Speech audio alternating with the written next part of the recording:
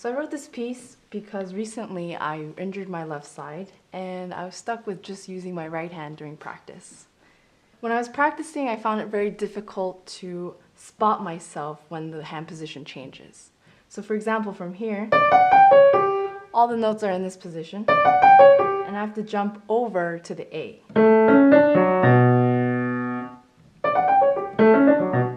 So of course I look at the hand positions as this, and then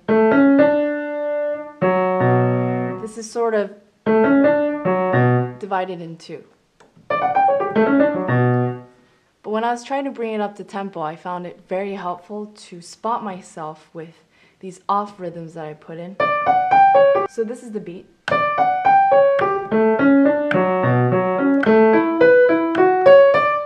And a lot of the semitones happen not on the beat.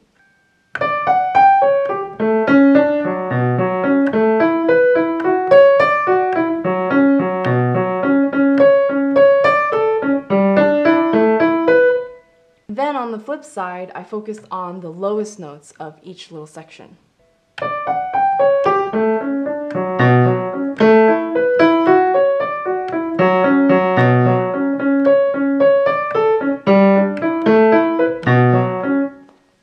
Other than that, another difficulty I had was to keep the precision in the tips of my fingers while having to stretch my hands.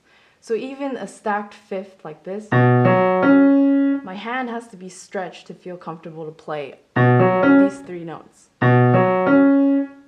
But what happens when the hand is flat is that the surface area of the finger that you're using to press the keys becomes a lot wider, a lot bigger. And I find that is a little uncomfortable because sometimes if it's too much, you bleed over to the next note, and especially at the speed, if the focal point isn't narrower, this key is smaller than what you're using to play it.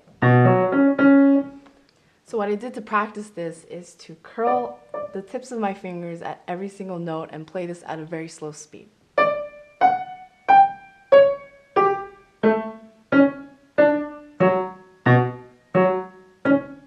So another thing is endurance for this piece. Of course, it's very short, so it's not so much of a problem, but it is with the right hand only, and it goes at a very fast tempo. And for the majority of the piece, my hands, especially with my size, is stretched out. So there's a lot of tension, there's a lot of straining involved. So going back to the first point I made about anchoring myself to hear and feel the top ends and the low ends of each of the different runs, it also helps with relaxation, because as you're making these subtle accents at those points,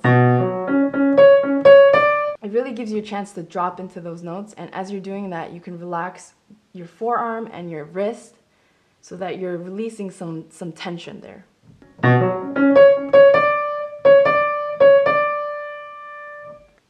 So that's generally it about this piece, and I thank you for watching. I'll see you next time.